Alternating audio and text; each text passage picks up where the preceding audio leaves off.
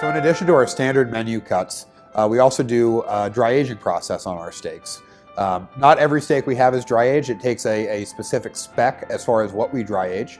Everything we do is bone-in cuts, whether that is what we call an export rib, which is a trimmed bone-in ribeye, bone-in New York strip, or bone-in filet mignon.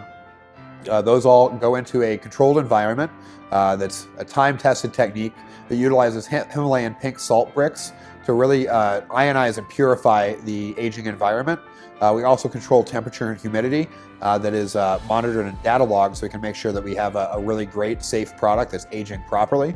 Another really important process to the dry aging process is the amount of airflow that's in your cooler. So you always want the air to be moving because it's pulling moisture off the outside of the meat, creating that crust. And the crust, or the scab that we call it, actually helps to seal in the meat. I kind of like to think about it as like a nougaty center. We're actually utilizing bacteria in this aging process that are really going to accentuate the flavor of the steak as well as tenderness. This is opposed to wet aging, which just occurs in a vacuum bag or what we call an anaerobic environment. The dry aging really gets a nice nuttiness to it. Everything we do in-house is typically a minimum 30-day dry age. However, we do specialty cuts anywhere from 30 days all the way up to 1 full year, depending on what the event is. So we actually have a lot of flexibility in that regard. And it's not just beef either. We do dry aged pork. We've utilized some different processes as far as how we can flavor our dry age.